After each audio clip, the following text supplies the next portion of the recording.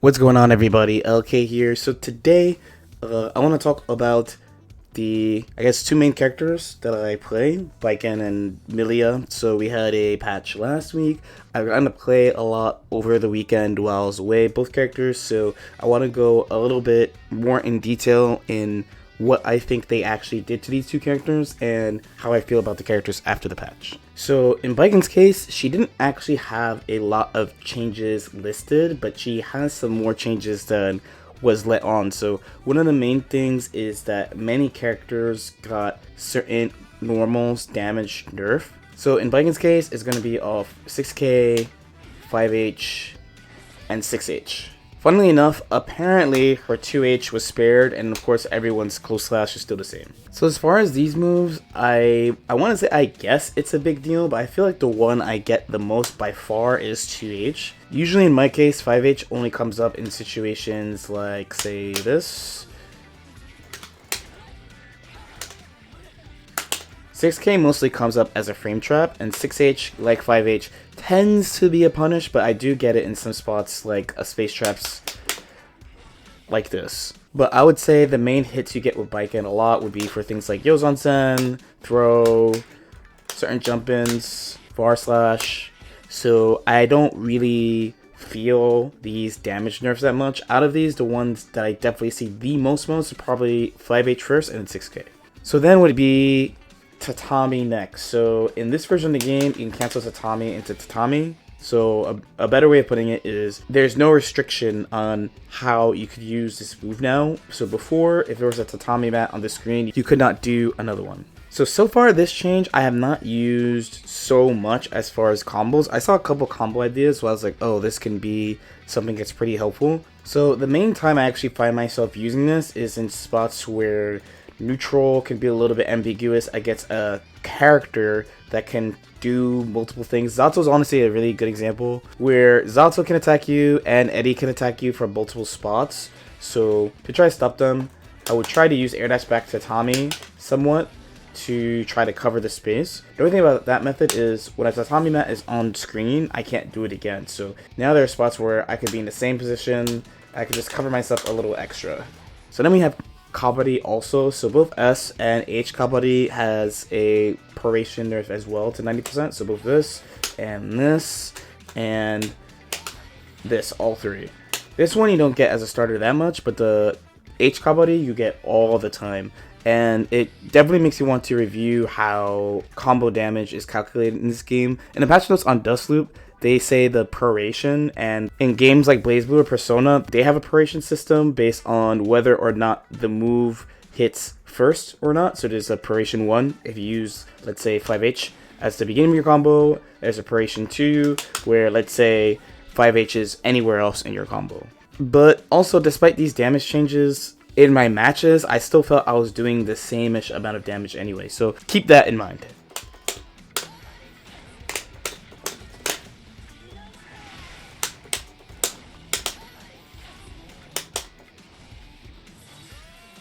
So even something like the gun combo that I like doing, like I still feel like it just does a ton of damage anyway. So just from my matches so far, I haven't really felt like she does less damage so much. So next is Yozansen. So Yozansen now, if you hit with the back of it, the opponent's character doesn't go flying away as fast. So this has a couple of implications. So first was the first thing that came to mind for me, which is there's a type of mix-up that she does where she knocks you down and it goes into Yozansen on the other side, or goes on the same side of like a jump in or tatami. So now it is much easier to combo off this. Before, on heavy characters, it was really hard to get the H Kabaddi knockdown. And not only that, now with the change,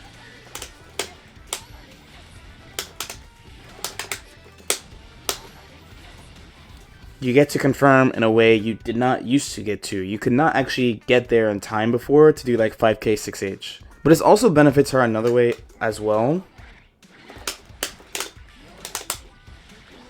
Now after a tether, if you cross up with Yozansen, you get to do a close slash where you could not do it before. Usually you'd see people do either 5k, 2k, or far slash. Last but not least, They made the gunshot, the explosion, the firecracker bigger. So before you used to be able to low profile it, but now not only can you not, but generally they come at you. So as another way of going under this before. They clearly want her to be able to use it for more than just anti-zoning, I guess, and they didn't want people to go under it, really, because a bunch of characters used to be able to go under this. As you guys saw before, despite the bigger hitbox, the gun combos still work the same way. So I was kind of worried that maybe if they made the hitbox too big, that you wouldn't be able to have combos where the gunshot brings them back to you, but they all work fine. So overall, I don't really feel like she got hit by like system nerfs. I don't feel like the system really did anything to her. I know she has some starters that have been reduced from 100% to 90%, but in my matches I didn't really feel it. And then Yozan-sen works a little bit better. Baiken gets a little bit more screen control with Tamigaishi, and characters can no longer low profile the gunshot. So I mean, overall I want to say she's just like slightly up too, because the Yozan-sen thing actually matters quite a bit. Being able to actually mix up the heavy characters is very, very nice. And then having the close slash after the cross up Yozan-sen after throw makes it so the damage on the same side and cross is the same, making her a little bit more threatening. I think that's what they really meant by we want her to be more threatening when she's close to you. It's just they wanted to make sure stuff worked. So if you want to say she's slightly buffed, I would not get mad at you. So next we have Millia. So when I read the notes, I was like, I don't know how far this is going to go. I played her a bunch this week so far too. So the first thing I want to talk about is 6K. So 6K has gone all over the place in this game. She has a slower 6K. Her classic 6K was the same speed as like Mei's and Chip's, but now it's 28 frames. When the game came out, this actually had a lot of similarities to Exerd. So like it was +1, it low crushed. But when they made her 2p 4 frames, they made this -1 but special cancel, which I was like, this is a little cap because you're using this slow move just to go into minus, but I guess you got a combo off it. So I was like, okay, I guess. It also did have a super cancel on it as well, but this didn't really see a lot of usage. So what they did is they reduced the recovery on this move, and on block they changed it to +2. This move also forces crouch as of last patch as well. Now it's quite advantageous. On crouching it's +6, which means you get to do this, but then also this, or this. So I'm pretty happy with this change, personally. I know not a lot of people use this move. I think this move definitely has usage, especially since it goes over lows. So it's good in specific matchups like Axel, Testament, Jacko. Characters that like pressing 2K, 6K is really, really good. And people didn't want to use it because you used to have to go into Lust Shaker to get a combo. So it's nice that she can do it, and if they block it, because it's a slow move, then she gets to be advantageous. The next change is to 5H. They changed it so you could use it in combos in more spots, and it has like a different ground bounce. It just hits differently. The main nerf is that as a starter, the duration got nerfed to 90%. So I've seen people do things like this with it.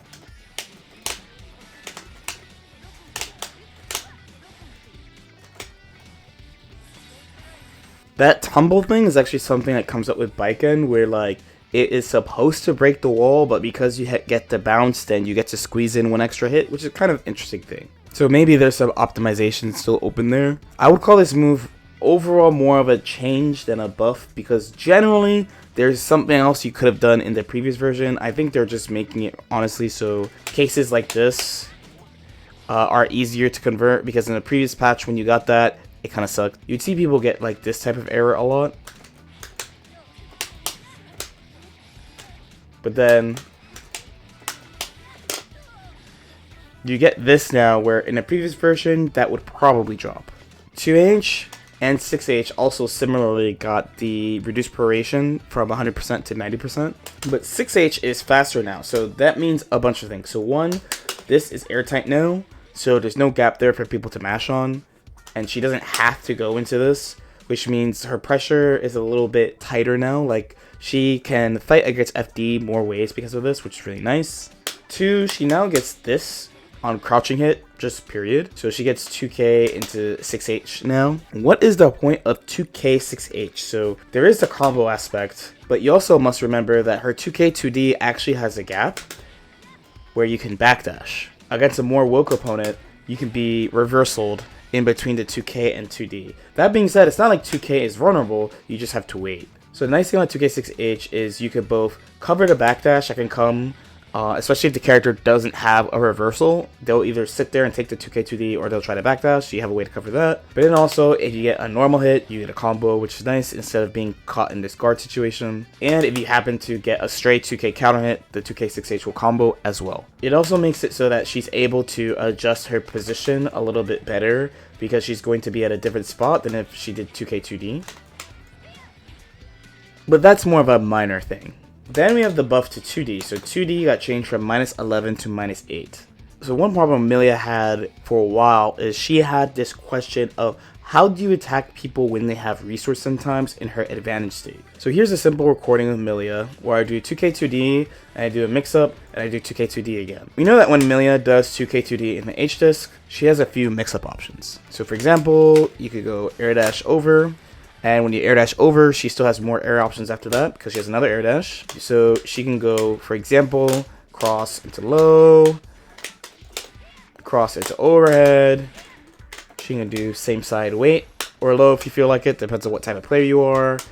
Or she could do same side overhead. Now, the nice thing about same side low is that when you do it, you let the disc pick up for you. So here, if I do it again, the 2K will pick up and I'm able to continue with a combo.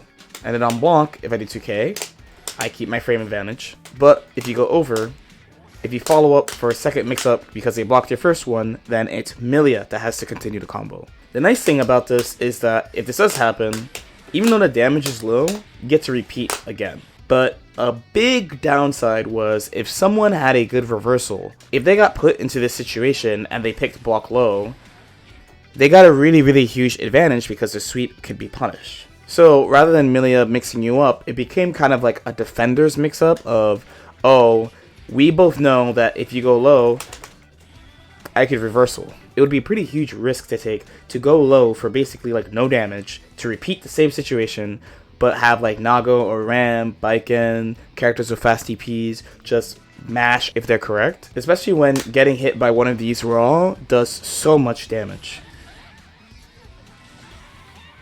compared to getting hit by a mere 2k 2D. So now in this situation, she is able to defend.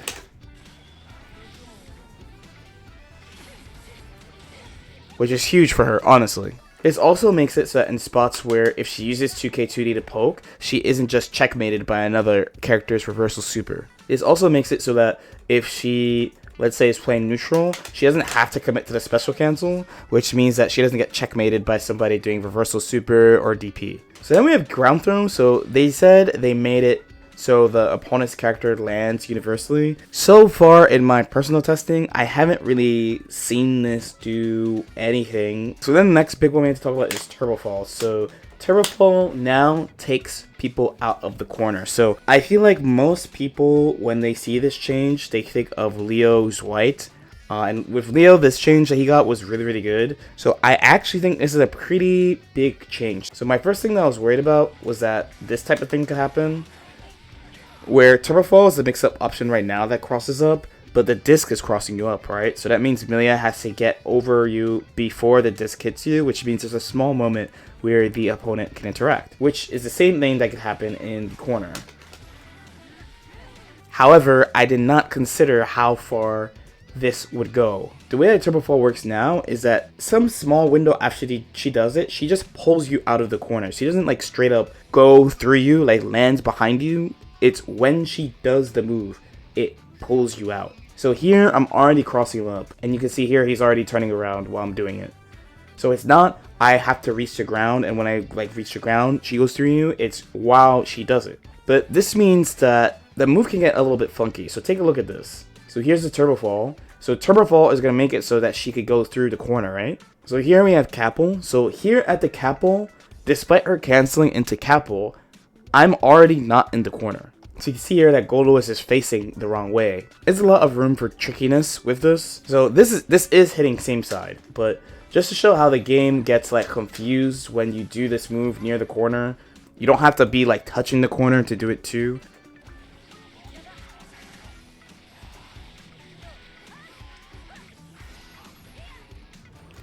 So that was a simple example of how you can take people out the corner even from mid-screen stuff.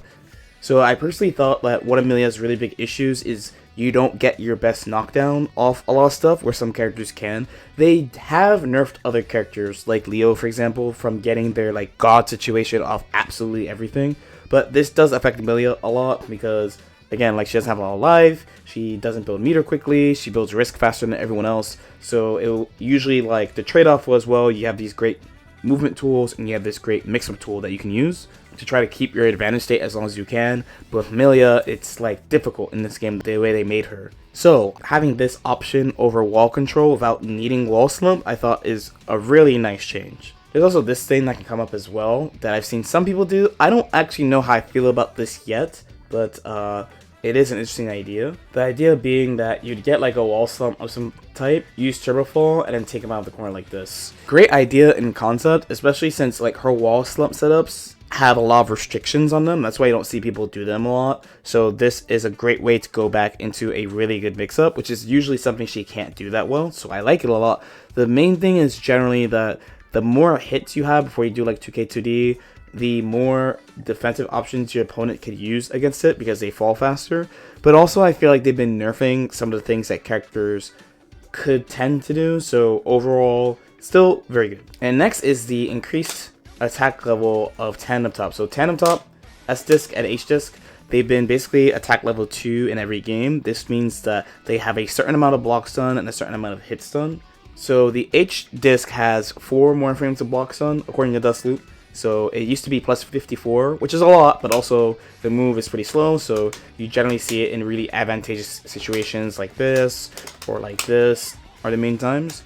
And then S-Disc on block point blank change from minus 14 to minus 10. It becomes way easier to pull up after getting a random S-Disc, and I was always a really big fan of using this move in neutral, so that is very helpful. It also helps with things like following up offensive S-Disc PRC, not just on block, but on hit too. Yes, you also got this last patch basically every patch, but there's sometimes, especially last patch, where I felt like it was kind of hard to combo with S-Disc PRC, where when the game came out, it was pretty easy because they keep changing how like S-Disc launches you and stuff every version of the game. So I feel like the increased hit stun helps some as far as this. I'm not totally checked this yet either, but in Season 1, you would see people use delay S-Disc as a frame trap quite a bit, and in this version, it should be easier to use as well. This looks much more even than it used to. As far as H-Disc goes, I haven't gone super far to see how much the additional block stun has helped. The main thing that helps with is when you do same side nothing, because it becomes much easier to follow up with a dash attack. A lot of people actually would mash here, even though she's very, very advantageous, but it's hard to see whether or not they blocked it or not. So now that becomes much easier. The main hope now comes from basically she gets more ways to build her offense than before because she doesn't have to break the wall when she doesn't want to, which she's a rare example of a character where she doesn't always, really doesn't always want to break the wall, and she's supposed to be a mix-up character, so characters like Ino and like HC and stuff, they're good at keeping the wall and keeping their advantage, where she had ways of doing it, but she wasn't that great, so I thought the turbo fall change was actually a really good way of dealing with that. Also, it's really nice that like there's situations where you don't get reward diffed in your mix-up selection because they have 50 meter, so you don't want to do one option, so then they block the other way because they know that you'll die if you do 2K2D, so you have to do like something else, so that's nice too. As far as just her, not even talking about the system too much, because the system mechanics, the changes to the system mechanics honestly deserve their own video. I could say it safely, she definitely got buffed again. I think a bunch of these buffs are pretty meaningful buffs. I think 6K is great because it gives her another way of having advantageous pressure and is able to follow up on it while dealing with certain defensive options.